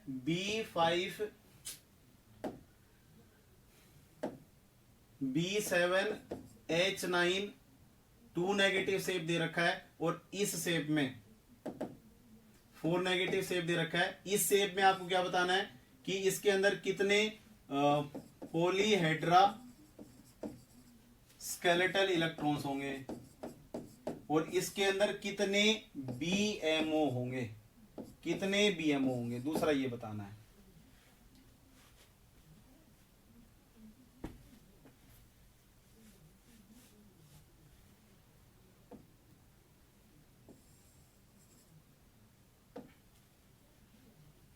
पहले स्केलेटल इलेक्ट्रॉन बताएं। हाँ 2n+2 कैसा है ये मैं फिर से बता देता हूँ, डिफाइन कर देता हूँ। देखना अगर मेरे पास में परफेक्ट शेप था, बोर्ड पे देखना थोड़ा सा कंफ्यूजिंग है ये टॉपिक, ठीक है। अगर मेरे पास में कैसा था, मेरे पास में कोई BnHn यूनिट थी तो उसके अंदर BMO कितने थे 2n+1, ठीक है। तो BMO कितने अपने पास में, इस यूनिट में भी Bn+1 ही है, लेकिन इलेक्ट्रॉन कितने हो गए, इसके पास 2 नेगेटिव है, तो n+1 में सारे के सारे भरे हुए हैं, तो सारे के सारे इलेक्ट्रॉन कितने होंगे, जो क्लस्टर में पार्टिसिपेट कर रहे हो इलेक्ट्रॉन कितने होंगे 2n+2। फिर से समझना, मेरे पास में एक BnHn यूनिट है, क्या है BnHn यूनिट है, वो BnHn यूनिट n कंबाइन हो रही है। अगर वो n कंबाइन होगी तो BMO कितने बनेंगे n+1, एक ही ज्यादा बनेगा, BMO तो ऑलवेज ही n एक ही ज्यादा बनेगा। अब BMO एक ज्यादा बना है तो लेकिन तो शेप तो किससे डिफाइन हो रहा है, BnHn के अलावा ऊपर क्या है इससे डिफाइन हो रहा है। अगर शेप उससे डिफाइन हो रहा है मतलब आपको क्या करना पड़ेगा, आपको बॉन्डिंग मोलिकुलर ऑर्बिटल से नहीं, टोटल जो आपके फ्रेमवर्क इलेक्ट्रॉन होंगे वो जितने Bn यूनिट रही होंगी प्लस उसके ऊपर जितना चार्ज रहा होगा, तो इसके ऊपर कितना चार्ज था 2 नेगेटिव, तो इसके 2n+2 इलेक्ट्रॉन्स हो जाएंगे। ऐसे ही जब मैं नीडो में गया था, देखना अगर मैं नीडो में जाता हूं तो नीडो के अंदर कितना चार्ज आता है Bn 2n+4 चार्ज आ रहा है 2n+4। ऐसे ही अरेकनो में कितना आ रहा है Bn मतलब 2n इलेक्ट्रॉन हो जाएंगे और 6 नेगेटिव ये वाले, तो टोटल कितने 6, तो 2n+6, इसके पास 2n+8, इसके पास कितने 2n+10 हो जाएंगे। तो यहाँ पे अगर टोटल बात की जाए, अगर इस यूनिट में अगर बात की जाए यहाँ पे, तो ये हम लोगों ने लिख दिए कि जितना ऊपर चार्ज होता है उतना एडिशनल ऐड करना होता है किसके अंदर 2n के अंदर, क्योंकि एक BH यूनिट 2 इलेक्ट्रॉन देती है तो n BH unit n 2n electrons देंगी, ये तो फिक्स ही हो गया है। अब उसका शेप कैसा होगा उसके ऊपर इलेक्ट्रॉन डिसाइड करेंगे, तो जितने इलेक्ट्रॉन्स एक्स्ट्रा होंगे वो बताएंगे कि उसके फ्रेमवर्क इलेक्ट्रॉन्स कितने रहे होंगे, तो 2n+ एक्स्ट्रा वाले आप उसके अंदर ऐड कर देना, ठीक है। तो वैल्यू आ जाएगी कुछ इस टाइप से। इसमें देखें पॉलीहेड्रा स्केलेटल इलेक्ट्रॉन काउंट निकालने जाते हैं तो सबसे पहले शेप निकाल लेंगे, बोलो इसका सबसे पहले क्या निकाल लेंगे, शेप निकालें। अगर इसका शेप निकालेंगे तो शेप का मतलब क्या होगा, जरा अच्छे से देखना, शेप कैसा आएगा B7H7, कितने एक्स्ट्रा बचे 2 हाइड्रोजन, 2 हाइड्रोजन एक्स्ट्रा बचे 4 नेगेटिव, तो शेप हो गया B7H7, 2 बढ़ा दें तो 6 नेगेटिव, ठीक है। अब देखो B7H7 6 नेगेटिव मींस अरेकनो, शेप कैसा अरेकनो, अरेकनो के लिए फ्रेमवर्क इलेक्ट्रॉन कितने होते हैं B कितने होते हैं 2n+6, ऊपर जितना भी चार्ज हो 2n में ऐड कर दें। अब n यूनिट कितनी दे रखी है 7, तो 2 × 7 + 6 कितना आ गया 14+6 कितने आ गए 20, इसके फ्रेमवर्क इलेक्ट्रॉन्स होंगे 20, इसके क्या होंगे फ्रेमवर्क इलेक्ट्रॉन्स होंगे। क्या बात समझ में आई। अभी मैं BMO की बात करूंगा, देखना एक बार, सही चल रहा है मेरे सामने ही चल रहा है विनय, तेरे बिहाफ पे ही कोई दिक्कत है, वीडियो सही चल रहा है, जितना एक्स्ट्रा चार्ज हो वो ऐड कर देना 2n के अंदर से, अगर फ्रेमवर्क इलेक्ट्रॉन पूछ ले, ठीक है। आइए BMO की बात करता हूं, अब अगली कहानी है BMO अपना नेक्स्ट मुद्दा है। देखना भाई, अगर मैं BMO की बात करता हूं तो BMO अपने पास में कितने होंगे, आपको सबसे पहले उसको क्लोजो की फॉर्म में लेके ही जाना पड़ेगा। देखना ये वाली जो भी यूनिट दे रखी है B7H9 4 नेगेटिव, ये तो मतलब अपने पास में इसको पहले पीछे चलना ही पड़ेगा आपको कि ये जनरेट कहां से हुई है। ये शेप मेरे पास में कैसा है अरेकनो है, अरेकनो के अंदर क्या होती है, अरेकनो के अंदर 2 वर्टेक्सेस गायब होती हैं। देखना अरेकनो के अंदर कितनी वर्टेक्सेस गायब होती हैं, अगर मेरे पास में परफेक्ट अगर कोई शेप होता तो उसे एक कम जाऊंगा तो कैसी बनेगी, मेरे पास में नीडो बनेगा, और अगर एक कम और कर देता हूं इसका मतलब क्या बनेगा अपने पास में, इसका मतलब अपने पास में अरेकनो बनेगा। इसका मतलब अगर मैं परफेक्ट शेप से अगर अरेकनो में जाता हूं तो कितनी वर्टेक्सेस कम हो रही है 2 वर्टेक्सेस कम हो रही है। अगर मेरे पास 2 वर्टेक्सेस कम हो रही है तो जो मेरे पास में B7H9 रहा होगा, अरेकनो रहा होगा, तो इस कंपाउंड में देख के आप डायरेक्ट बीएमओ नहीं बता सकते, पहले इसे इसके ओरिजिनल जो परफेक्ट ऑक्टाहेड्रल था उसमें कन्वर्ट करना पड़ेगा। अगर आप परफेक्ट ऑक्टाहेड्रल में इसे कन्वर्ट करेंगे तो उस केस में कैसा बनेगा, इसके अंदर दो वर्टेक्स ऐड करनी पड़ेगी। अगर मैं B7H9 4 नेगेटिव से इसके अंदर अगर एक BH यूनिट ऐड कर देता हूं, क्या ऐड कर दें, एक BH यूनिट ऐड कर देते हैं, देन ये कैसा बनेगा, नीडो बन जाएगा। बोलो कैसा बन जाएगा, नीडो बन जाएगा। लेकिन इसके अंदर क्या करना पड़ेगा, +2 वाला BH ऐड करना पड़ेगा। अगर +2H वाला BH ऐड करता हूं तो कितना बनेगा, B8H10 और ऊपर कितना चार्ज, 2 नेगेटिव, ये बनेगा। इसके अंदर फिर से एक BH2 यूनिट ऐड करें, थोड़ा भाई समझना, देखना थोड़ा समझना, ये डिफिकल्ट है, आपको समझना ही पड़ेगा, ठीक है। इसके अंदर BH2 पॉजिटिव आपने ऐड किया है इसके अंदर, ठीक है, तो आप नीडो में पहुंचे, किसमें, नीडो में। लेकिन इसका परफेक्ट शेप कौन सा होगा, क्लोजो, बोला था अभी, क्लोजो कैसा होता है, परफेक्ट शेप होता है। एक बार पक्का ही रिपीट करके देखना इस वीडियो को दोबारा, ये शेप कैसा होता है, परफेक्ट शेप होता है। इसका मतलब इसके अंदर एक BH2 यूनिट और ऐड करनी पड़ेगी, इसका मतलब क्या हो जाएगा, BH क्या था, B8H10 था, इसका मतलब B9H11 होगा। और इसके अंदर अगर 2 और ऐड कर देंगे, किसका, 2 पॉजिटिव, तो 2 पॉजिटिव क्या कर देगा, न्यूट्रलाइज। अब आपके पास में B9H17 जो होगा वो इसका परफेक्ट शेप रहा होगा, और परफेक्ट शेप से ही आप बीएमओ डिफाइन कर सकते हैं। इसके बीएमओ निकालें, इसके बीएमओ कितने होंगे, जो अपने पास में क्लोजो होता है उसके अंदर बीएमओ कितने आएंगे, n+1, बोलो कितने आएंगे, n+1, तो यहाँ पे 9+1 कितने हो गए, 11 बीएमओ हो गए, बोलो। तो इसके अंदर कितने होंगे, सॉरी 10, 9+1 क्या होता है, 10 होता है, ठीक है, कितने होंगे, 10 बीएमओ होंगे, बोलो। इसकी तो ये वाली यूनिट रही होगी, एक वर्टेक्स हटी होगी, एक और हटी होगी, तभी तो ये बना होगा, बोलो। परफेक्ट शेप कैसा, क्लोजो, जिसमें सारे के सारे भरे होते हैं, ठीक है।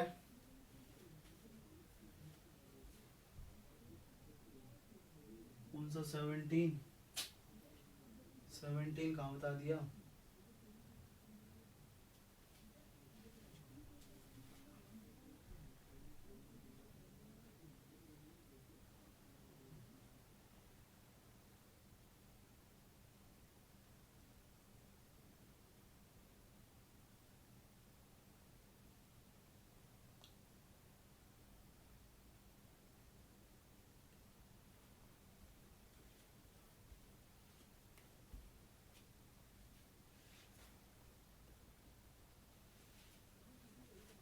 BNHN और BNHN2 नेगेटिव में सेम बीएमओ होंगे, सेम बीएमओ होंगे। अरे मर जाएंगे, देखना एक बार, देखना एक बार, देखना एक बार।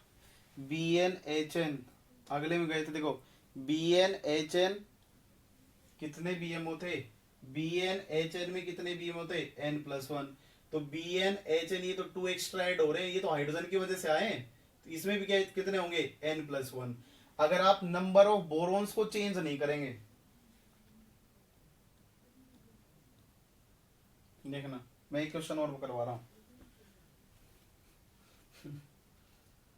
हाँ क्लोजो में ही बताएंगे, देखना एक बार, मैं एक क्वेश्चन और करवा रहा हूं, ठीक है, जरा बोर्ड पे देखना।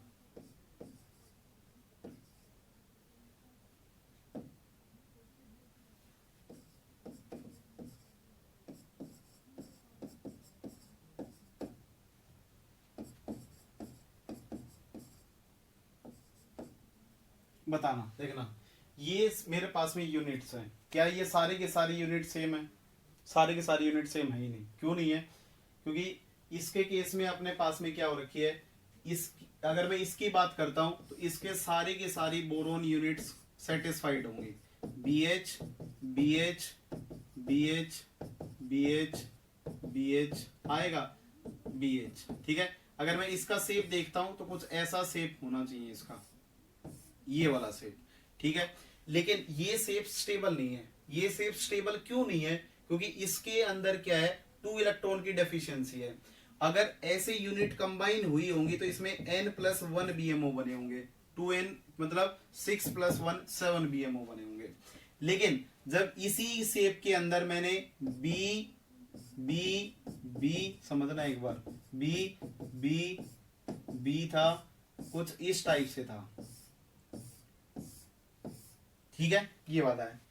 इसमें अगर बात की जाए तो इस वाले शेप में कैसा होगा, अगर मैं ऊपर 2 नेगेटिव लगा देता हूं, इसका मतलब इसमें भी BMO कितने थे, n+1 थे, लेकिन इसके BMO सारे के सारे कैसे हैं, फील्ड हैं, क्योंकि आपने 2 इलेक्ट्रॉन्स ऊपर से दे दिए, 2 इलेक्ट्रॉन्स कहां से दे दिए, ऊपर नेगेटिव वाले दे दिए। इसका मतलब इसके अंदर BMO कितने, 6+1 BMO थे, उनमें से 6 BMO तो BH ने भर दिए, एक एक्स्ट्रा जो BMO था जो रेडियल की वजह से जनरेट हुआ था, वो रेडियल वाला इस नेगेटिव ने भर दिया। मतलब सारे के सारे BMO कैसे हैं, फील्ड हैं, सारे के सारे कैसे हैं, फील्ड हैं। लेकिन जब आप इससे पीछे जाएंगे, इस वाले में जाएंगे, तो ये तो शेप ऐसा है ही नहीं। इस शेप में तो क्या हो रखा होगा, ये तो पेंटागोनल बाई पिरामिडल शेप रहा होगा, कुछ इस टाइप से, पेंटागोनल बाई पिरामिडल, ठीक है। एक बोरोन ऊपर रहा होगा जो इन सब के साथ में बॉन्ड बना रहा होगा, ऐसे पेंटागोनल बाई पिरामिडल का एक वर्टेक्स नीचे वाली क्या हो रही होगी, मिसिंग रही होगी। मतलब आपके पास में 1 2 3 4 5, ठीक है, इसके ऊपर एक बोरोन होगा, वो सब के साथ में इंटरेक्शन दिखा रहा होगा, कुछ इस टाइप से।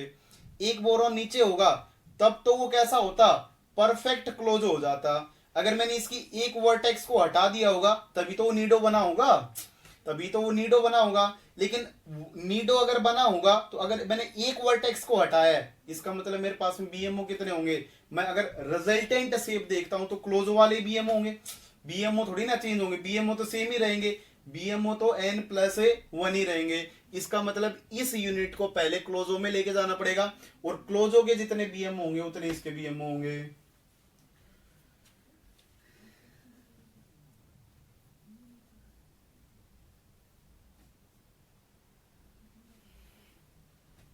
हाँ राहुल, ये 20-25 नंबर की 30 नंबर का कैसे आता है, उसका रीजन यही है,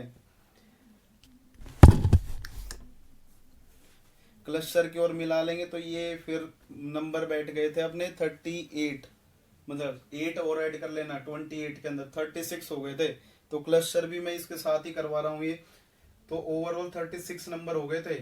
केवल ओएमसी तो फर्जी वाली होती है जिसमें रिएक्शन होते हैं, ये क्लस्टर के 8 मार्क्स अलग से आते हैं। 30 मार्क्स से अब बोलो, कुछ तो बोल लो, नहीं बोलना क्या कुछ, ठीक है। आप दो ही बातें याद रखना, पेपर में दो ही चीजें आएंगी, ठीक है, पेपर में दो ही चीजें आएंगी,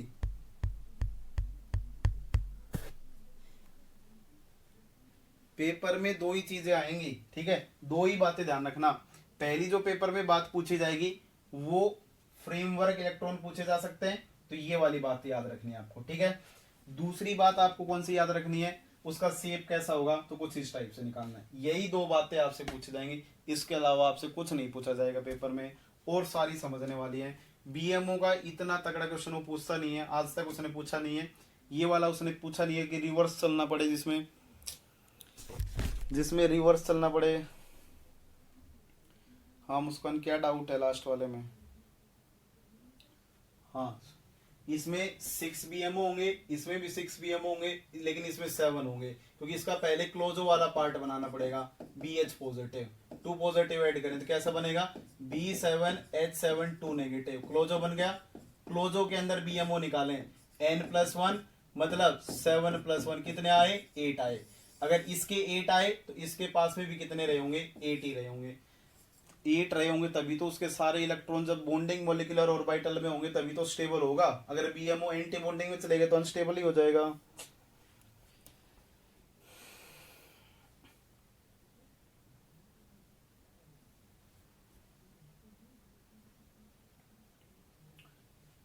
ठीक है, इसके लास्ट वाले में क्या बताना है, इसमें मैंने पूछा था पॉलीहेड्रा स्केलेटल इलेक्ट्रॉन, मतलब फ्रेमवर्क इलेक्ट्रॉन बताने आपको, कंफ्यूज तो नहीं हो गए, ये बता दो बस एक बात, ज्यादा पढ़ा दिया कुछ। फ्रेमवर्क इलेक्ट्रॉन किसे निकालते हैं, ये आपके पास में फॉर्मूला जो था 2n+6, 2n+4, 2n+2, 2n+8। सामने शेप देके चिपका दें, ठीक है। शेप कैसा था, अरेक्नो। अरेक्नो के लिए कितने 2n+6, मतलब 2 × 7+6 14, मतलब 14+6 20।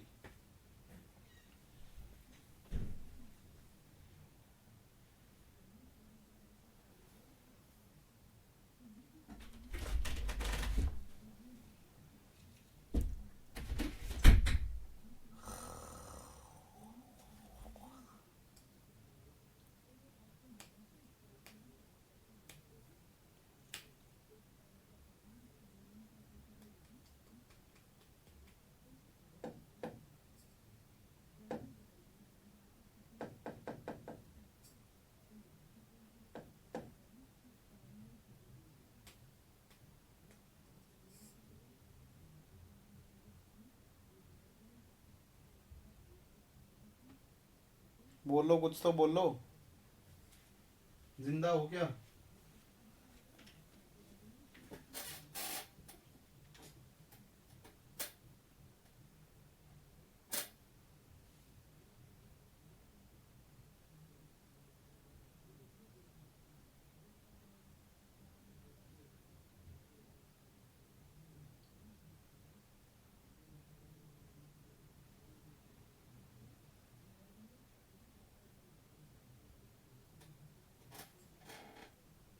कोई तो कमेंट करो, कुछ तो कमेंट करो।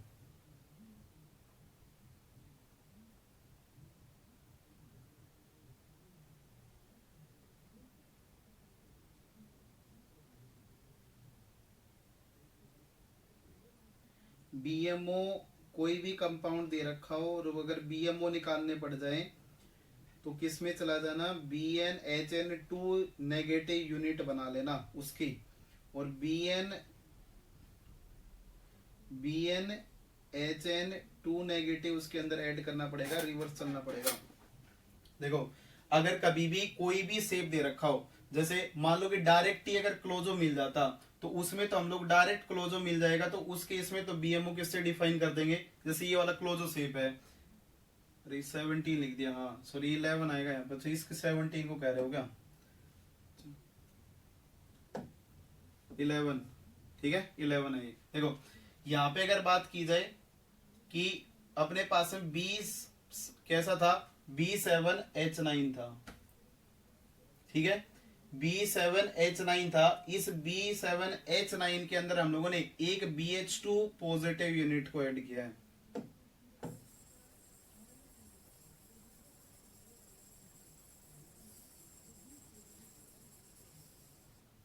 देखना B7H9 में थोड़ी देर पहले काम किया था हम लोगों ने, देखना एक बार।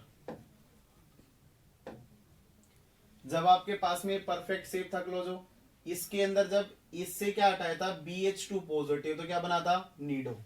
उसमें से फिर से क्या हटाया था, एक BH2 पॉजिटिव को माइनस किया था, देन आपके पास में क्या बना था अरेक्नो।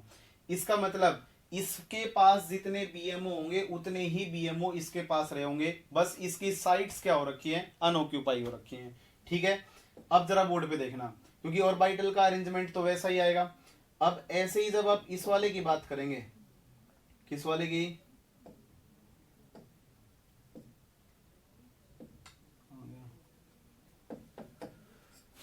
इस वाले की बात करेंगे, इसका मतलब आपके पास में शेप कैसा आया अरेक्नो, तो अरेक्नो शेप में तो आप बीएमओ डायरेक्ट बता ही नहीं सकते, आपको पीछे चलना पड़ेगा।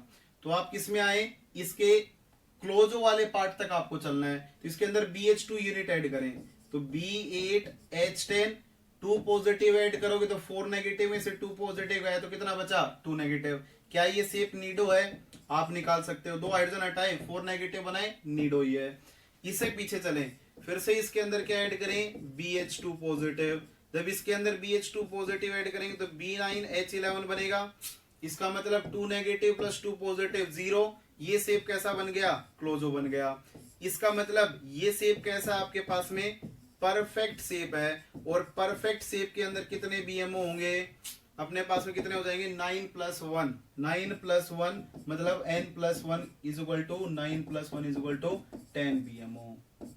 तो जितने क्लोजो में होते हैं उतने BMO रहते हैं। फिर हवा में थोड़ी ना लटकेंगे इलेक्ट्रॉन, जब यहाँ पे आएंगे तो वो हवा में थोड़ी ना रहेंगे, वो किसी BMO में ही रहे होंगे। इसका मतलब आपने क्या किया है, n+1 BMO रखे हैं फिक्स, उनमें से आपने क्या कर दिया है, कुछ इलेक्ट्रॉन्स आप हटाते जा रहे हैं, कुछ पार्ट हटाते जा रहे हैं, और जो रिजल्टेंट शेप बनाते जा रहे हैं।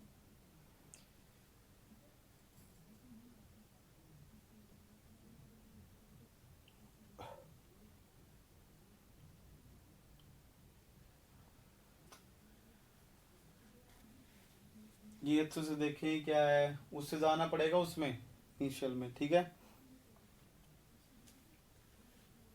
ओके, नेक्स्ट क्लास में मिले, या पढ़ना चाहोगे आगे?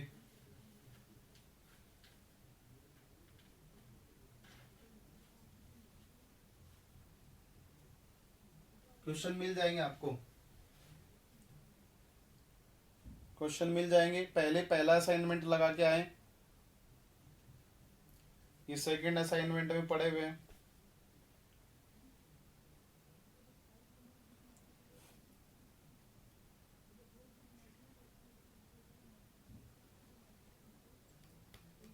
कुछ लोग पढ़ाने ही कर रहे हैं, मर्जी आपकी। दो बातें और देख लेते हैं, आओ चलते चलते दो बातें इसी को जोड़ देते हैं मेटल कार्बोनाइल्स के साथ।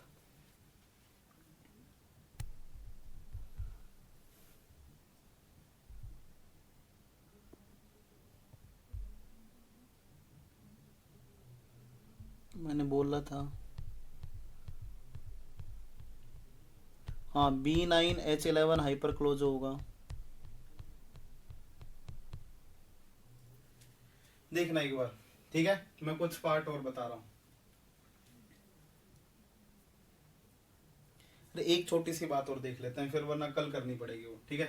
देखना, मैं RuCO3 को लेके चलता हूँ, या कल ही करें, देखो वो बड़ा हो जाएगा फिर से कार्बोनाइल्स पूरे, ठीक है। कल ही डिस्कस करते हैं, ठीक है। Thank you so much. पहले आइसोलोबल एलानोजी पढ़नी पड़ेगी, और उसके बाद आगे करेंगे, ठीक है। Okay, thank you so much for joining. कल ही मिलते हैं, ठीक है। कल ही कर लेंगे आगे की बातें, दो क्लासें कल फिर से हो सकती हैं। प्लीज OMC को कंटिन्यू रखना, भी पढ़ते रहना। अगर किसी पार्ट में थोड़ी बहुत डाउट भी आ जाए तो टेंशन लेने की जरूरत नहीं है। आप जैसे ये वाला पार्ट था, इसमें थोड़ी सी डाउट आ जाती है, तो फॉर्मूला बेस्ड ही क्वेश्चन आता है उसमें, तो जर्नली आपको इस वाले को ही ट्राई करना है। ये वाले ही क्वेश्चन पूछा जाएगा, इसका ध्यान रखना।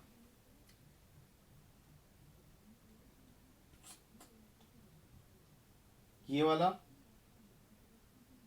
एक ये वाला, इससे, ठीक है। वर्टेक्सेस का क्वेश्चन पूछा जाएगा, तो उसके लिए मैंने ये वाला बता रखा है यहाँ पे, ये वाला देख लेना एक।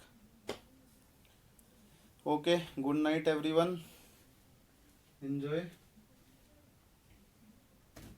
हाँ, ऑनलाइन वाले स्टीरियो का सारा पैकेज लगा लेंगे, जो भी आपको दिया गया है नेट गेट वाले, उनको हम लोग एक दिन डिस्कस कर लेंगे। 5 असाइनमेंट्स है, आप सब लोग जो अपडेटेड की आपको दी गई है उसके अकॉर्डिंग क्वेश्चन लगा लेना। 1-2 घंटे की क्लास में हम लोग सारे क्वेश्चन डिस्कस कर लेंगे, जितने भी क्वेश्चन है, ठीक है। Okay, thank you so much for joining.